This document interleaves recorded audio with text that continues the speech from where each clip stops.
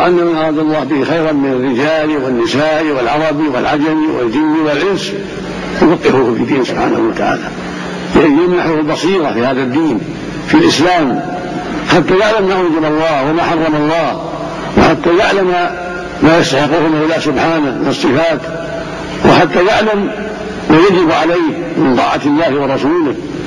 وما يحرم عليه مما حرم الله ورسوله، وحتى يعلم ما يجب لإخوانه من المؤمنين والمؤمنات، وحتى يعلم ما يجب عليه يوم من حق العباد والخلائق.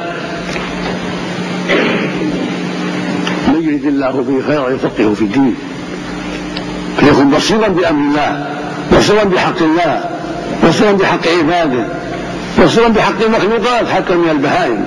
سمو عن ملذات الحياة وذكر طيب بعد الممات، إمام في التقى في الزهد أصل ورمز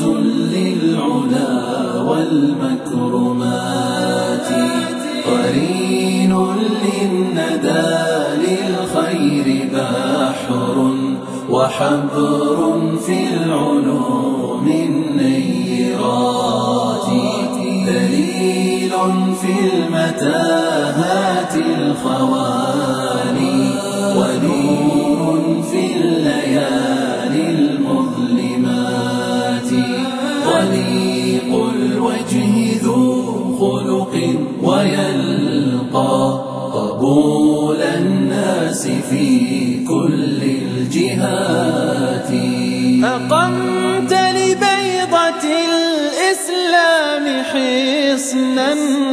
بأبواب عليها موصدات، وسدا كنت عن فتن تهاوى علينا في السنين الماضيات، قطعت العمر في طلب وجد ونصح للرعية والرعاة، أراك شغلت في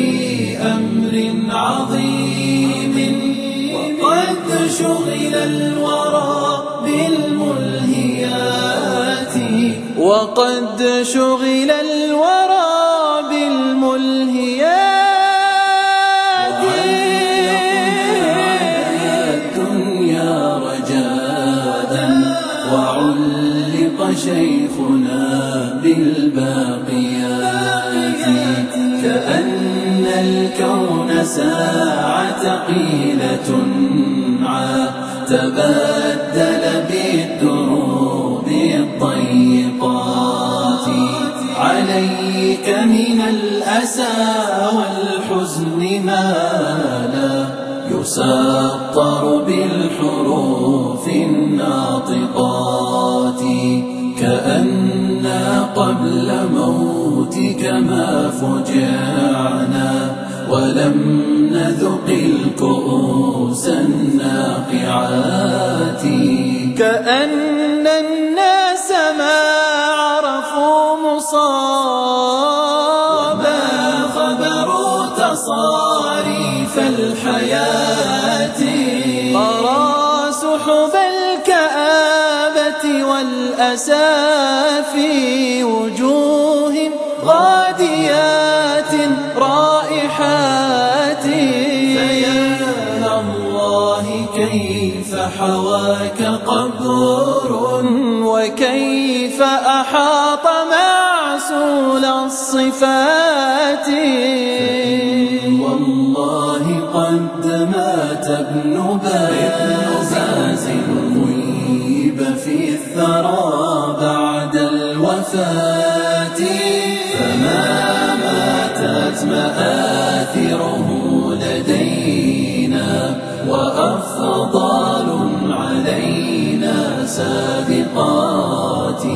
سيبقى ذكره في كل جيل مثالا للمشايخ والدعاة، سيبقى ذكره في كل جيل نالا للمشايخ والدعاة لقد جل المصاب فمن نعزي فكل الناس فيك ذو شكاتي